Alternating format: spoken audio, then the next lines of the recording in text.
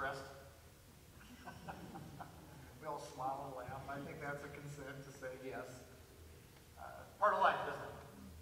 Sometimes we worry, we feel stressful. I want to continue on with the series of this life series, and I want to talk a little bit today about breaking anxiety before it breaks you. I want to talk about stress and worry. And in light of that, I want to look at Scripture and how it addresses these issues, and also our faith and how we address them in our lives, and what Scripture kind of identifies as ways that are healthy for us to do that.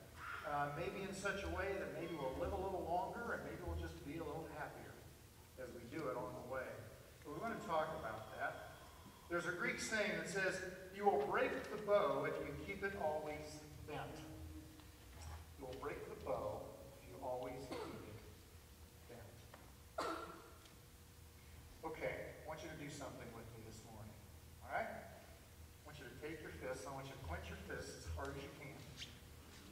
Just do that.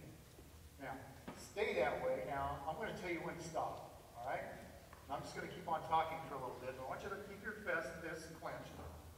If it gets to the point where you just can't do it, maybe arthritis or maybe something that's difficult, go ahead and do it. You don't have to do it the whole time. But just clench your fists and do that with me while I continue on here. If you're under a lot of stress and a lot of tension all the time, if that just continues to wear on you, sooner or later, you're probably going to break. You're probably going to break, just like that bow. If you keep it bent, sooner or later, it's going to break. And it happens in our lives. We live in such a fast-paced society, and how do we deal with this fast pace? How do we react to society and this lifestyle and come out of it in a healthy manner? Not just spiritually, but physically and emotionally. Hang in there with me. And emotionally. Hang in there. Keep this together. Dr. Charles Mayo at the Mayo Clinic one time said, "Worry affects the circulation, the heart, the glands, and the whole nervous system. I've never known a man who died from overwork, but many who died from stress." Interesting point. Metropolitan Life came out with a statement. They said, "Hard work by itself seldom causes fatigue, which cannot be cured by a good night's sleep. Worry, tenseness, and emotional upsets are the three biggest causes of fatigue. Often they're to blame when physical or mental work seems to be the cause. Remember that a tense muscle is a working muscle." Ease up. Didn't that feel good?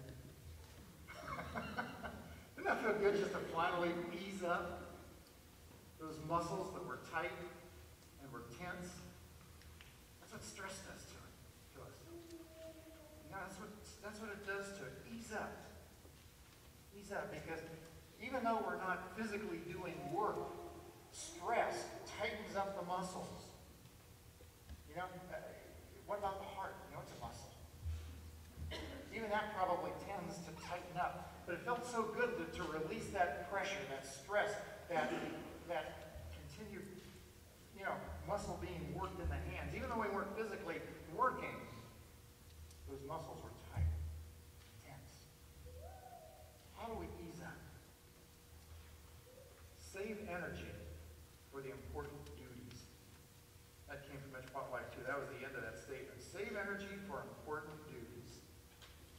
Wow, I thought, that sounds a little bit like what Jesus is saying. That sounds like what Jesus is saying. All of us have stress. So, more interaction. What I want you to do is on your bulletin, piece of paper, insert. What is it? What is it that worries or bugs you the most? And I want you to write it down. What is it? Think about it for a moment. What worries or bugs you the most? Write it down. It might be a person. It might be job-related. It might be health. What is it that worries you the most? Just jot it in. And, jot it down in a way that nobody else can see it. I don't want other people reading your worries. So just jot that down for yourself right now. What worries you the most? What bugs you? Now, put that aside because I'm going to come back to it later. All right?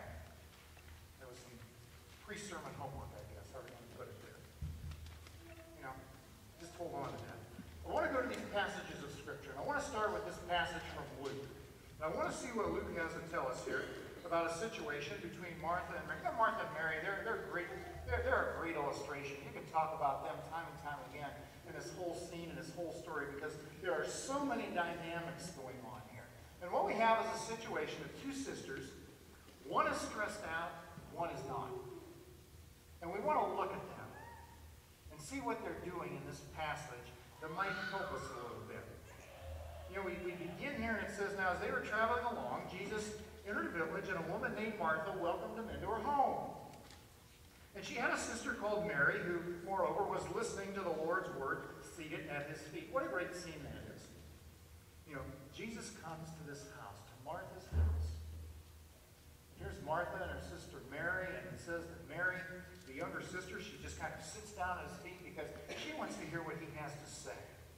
She wants just to kind of drink all of this in, to listen to it, to hear him. And I imagine this would be kind of neat because I'm sure Jesus is sitting there probably talking about his journeys, about the people that he's encountered, about the miracles that have been happening, about all the things that he's seeing God doing in the lives of people. And she's just sitting there just taking all this in, just listening to these words, just hanging on to these words of Jesus.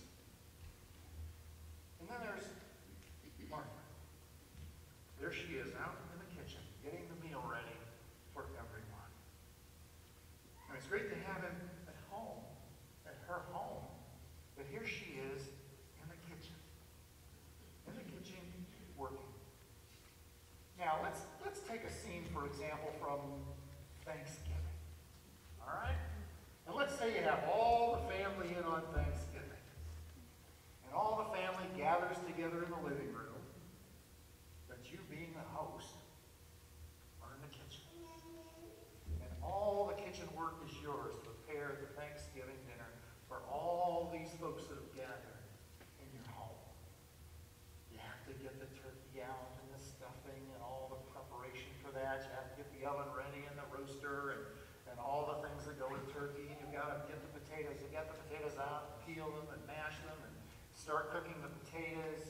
And you have to get the vegetables and the desserts and the tableware. And you have to make sure that everything is timed just right so that when it's time to eat, everything is done right on time. You have to make sure all the place settings are out, all the serving dishes are there and ready to go, and all the silverware and one thing after another. And you look out and here's everybody having a great time. There's everybody having a great time. And you're working away in the kitchen. And you can just feel the blood pressure begin to rise. You can feel it all start to happen, a clenched fist, right? You can feel it all start to happen right there. Martha finally had enough. It says Martha was distracted. You think so? You think Martha was distracted? That's an understatement. Martha was distracted with all her preparations. And she came up to Jesus and said, Lord, don't you care that my sister has left me to do all the serving? I think that's how she said it. To do all the serving by myself? She's left this all for me to do? Now, Lord, tell her to come in here and help me. Wow. Do we relate to that or what? Look what's happening here. Look what Martha's doing. First of all, she was under the impression that no one cared. Even Jesus. She said, don't you care? I'm working away here in the kitchen. You don't even recognize me, acknowledge me. You don't even look at me or ask if I need any help. I'm in the kitchen doing this work. Don't you care that I'm in here doing this? And then there's Martha's response to Mary. She's out here by your feet. She's not lifting a hand to help me. It's her fault. I love the Marys in the world because Marys are people that we can point a finger to and blame for our problems. I like that. We always have to have somebody to blame, don't we? Martha did. She said, it's Mary. She's like, all the work to me. It's her fault.